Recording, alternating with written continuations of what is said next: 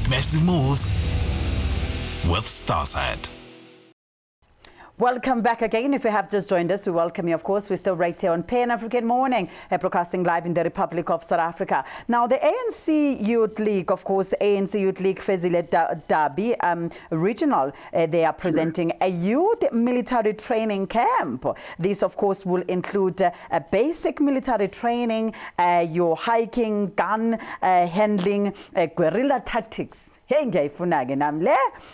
with political education. And of course, on the line, we are now joined by Andile Mlambo, who is a regional secretary, to talk to us about this, training that will take place. Of course, they are inviting all citizens to be part of this training. A very good morning to you, Andile, and thank you so much for joining us. Okay, morning, my sister, and good morning to your viewers and listeners across the continent. Thank you for that, Andile. We understand that the ANC Youth League is embarking on a military training. What is the motive behind this training, Andile? Thank you very much, and thank you for that question. The motive is quite simple.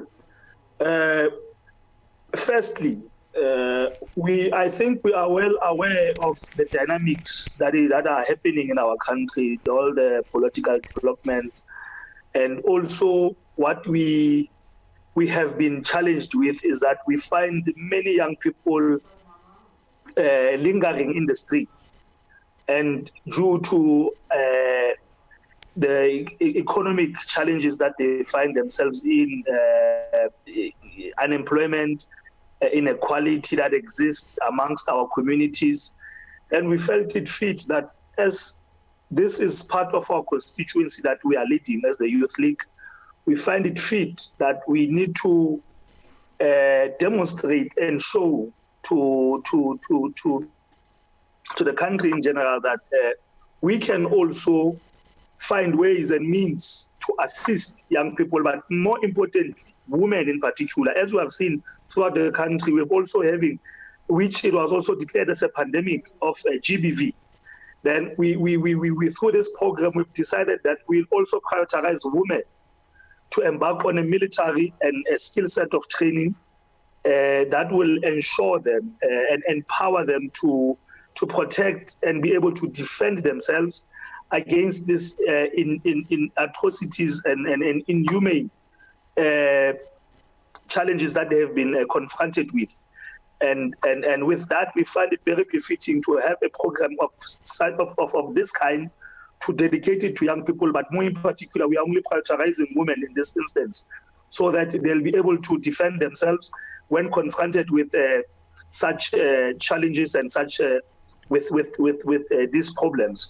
So, but fundamentally, it is to assist young people mentally, to give them strength, and so that's why we equipped them with military training, to equip them with military discipline, and not only military discipline. And we find that the country in its own, our country, we have been subjected to obesity, and we only find it also befitting so that we also assist young people in being active, physically active, and so on and so forth. So, but over and above, it is to give them fundamental skills of discipline, my sister, of discipline, and also having to protect themselves whenever they are confronted by elements of criminality and crime. And so that when they depart from this program, they can be able to take something back home. They protect themselves, they protect their families, they protect the families where they come from. Yeah. Equally, if one would find an opportunity, they will be able to train others and want to expand it in a form of creating employment for themselves and others for this matter. Thank you very much. Yes. What will be a form of employment that one would get after they have trained with you? Hence, I'm hearing you say that over and above of upskilling themselves in terms of being able to defend themselves, they might find themselves in a position whereby they train others and create employment opportunities. What type of employment one would get from this particular training? Can you just go to the National SA Defence Force and say, I've got a training from the ANC Youth League, maybe I stand stand a chance to be one of your soldiers? No. But I mean that can also add to the resume, which when they are presented with an opportunity to apply for being in South African Defence Force, that can also form part of their resume that they can add. But equally, it speaks to when this basic training has been completed. Yes. Then one would be able to go out there finished with necessary skills of maybe in future or when they leave, one would find the need to maybe open their own security companies, as we will be also having people there coming that will also just to give some form of educational security training. Educational training in terms of what they can do to empower themselves. We'll also be having motivational speakers that will also form in part, I think, on the last day of the training. Yeah. So that when they go out, they're inspired, wanting to do something with what they would have equipped themselves with. Yes. Andile, timing on this might come out a little bit tricky because we have recently seen a group of white people that were embarking on some military training somewhat. And this has been increasing quite recently. A lot of Afrikaners entering into some military training. They've been posting it on social media, showing themselves embarking on a training and saying that they are readying themselves for a war should need be, as South Africa is calling in for the redistribution of land or the taking back of the land without compensation. And they are saying that they will not let that happen. They won't take that lying down. They will fight. Is this a form of a retaliation, or maybe the ANC Youth League readying themselves if ever such time comes? Like I said earlier, our military training, yes, others might question the timing of it, but at the same time, in an abnormal situation, you need to also respond with an abnormal tactic and approach.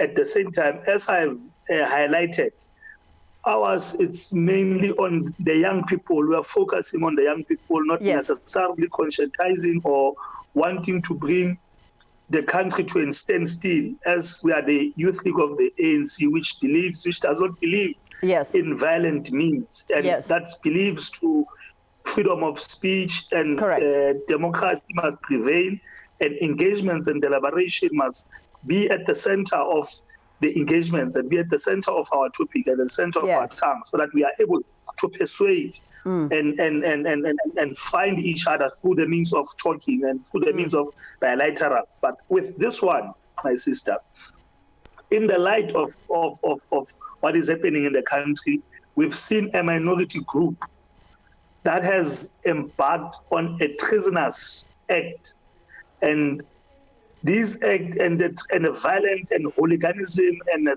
thuggish way of dealing with what we term as a non-existence or a fallacy that we at some point we are going to go after the white people, we are going to take over the lands forcefully. So when we are in a democratic country, and we don't take kindly to such behavior and acts perpetuated by this minority group, that as if they are superior and wanting to intimidate or bully the majority of the country. But till now, we are resolute in our approach to say we have a program that is aligned and tuned to a particular grouping that is responding to a pandemic, which is GBV, which is responding to crimes, high rate of crimes in our country. And with that is where we're channeling our program. But what they are doing, we condemn in the strongest terms, and it is a pure undermine of the rule of law.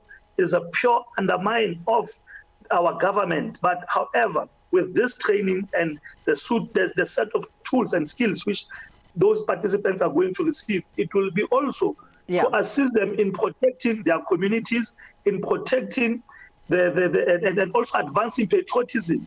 And patriotism also speaks to anybody that vandalizes or damages property.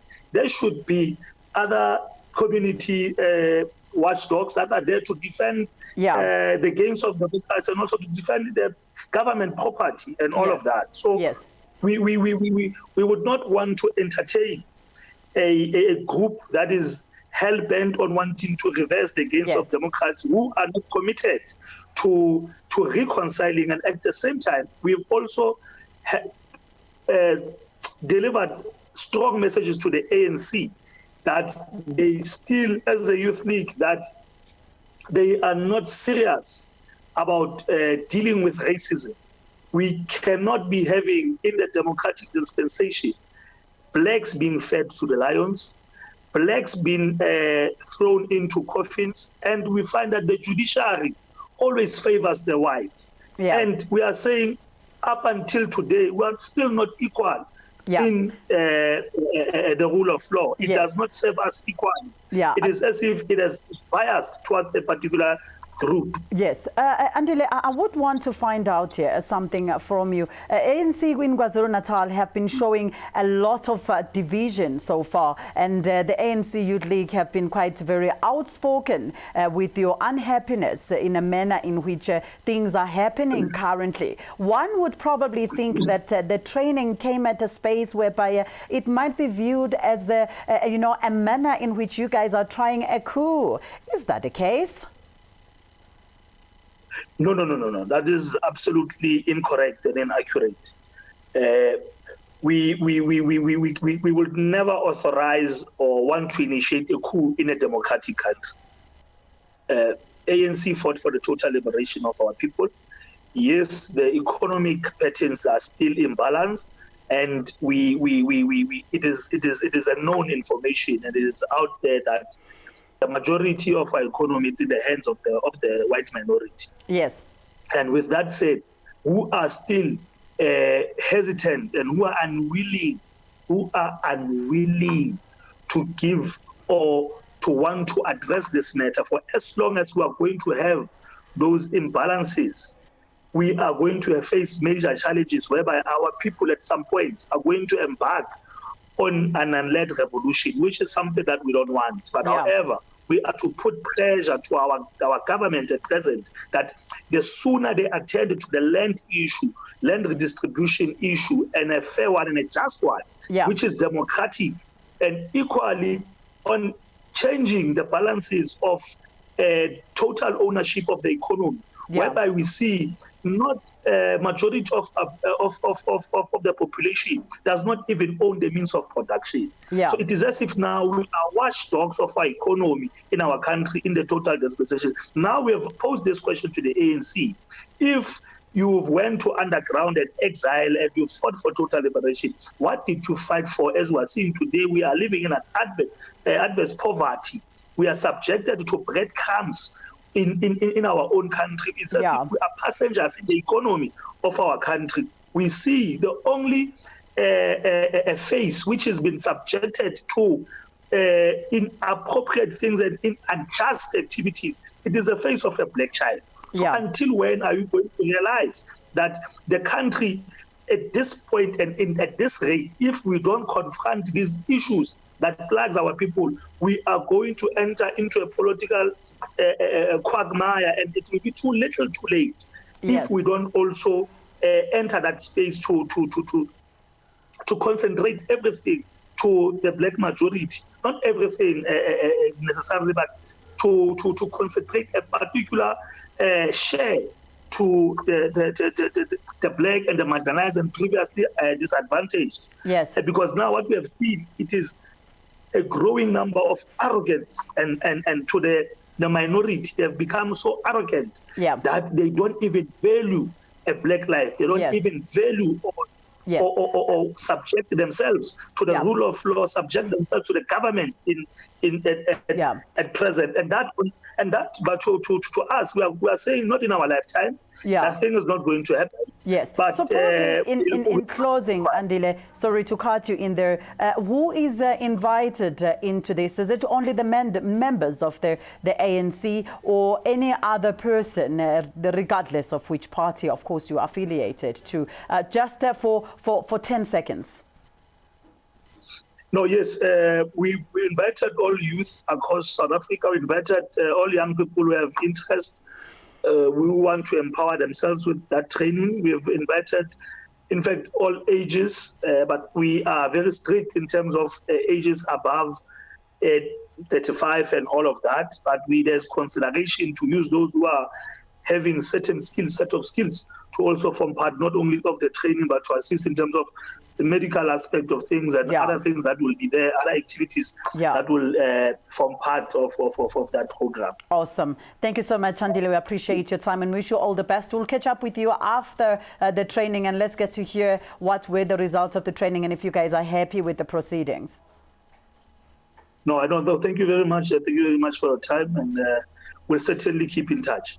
Thank you. That was Andile Mlambo speaking to us with regards to the military training that the ANC Youth League in KwaZulu-Natal is putting together so that they can ready themselves, of course, to fight against gender-based violence, as they have said, and of course, giving people the set of skills that they might require in life in general. And now moving on, now let's just, of course, we have come to the end of the program this morning. Let's give you the news headlines that we had for you this since the beginning of the morning. COSATU is calling for a 1 trillion rand stimulus package to revive the economy, and the former POSASA executive Angelo Agrizi has been denied bail. Accused ANC PEC member and stepson have been granted bail in rape case, and Minister Mboweni requests postponement of the mid-term budget policy statement tabling, and Zambia's NDC leader Dr. Kambwili jailed for 2 years for forgery. And of course, these are the stories that we had for you this morning. We hope that you had a beautiful one with us. Please do join us again tomorrow, same time, same place, right here on Pan-African Morning. And of course, from myself and the rest of our Pan-African Morning team, we want to thank you, and thank you for being with us, our beautiful viewer, and those, of course, that have contributed onto this show. We want to thank you, of course, to all our guests, and of course, thank our field reporter, SISANDA, who's going to continue to give us the news updates from outside. Igama lami ke ngingusisanda unomusa kwaQWABE-COUTAUD. Intombazane yaphansi kwamhlaba uyalingana umfule ngophuza ngiphuzukele kanti inkomo zakithi ngayishiya zidla phansi emahlathini asekubandeni kanti ke zona ziphuze ebhudlwini umfulo ohamba ngeslow motion. KweSikwaZibi isigodi kula ngibuya khona ke ngathola amabomba ami ngawabhekisa eGoli kwaNdonga ziyaduma kwanyama kayipheli kuphela amazinga endoda kanti ke mina bengibuya kweSigwangwanase kwesenkosi uMaputo. Until next time, Africa, it's a goodbye from me.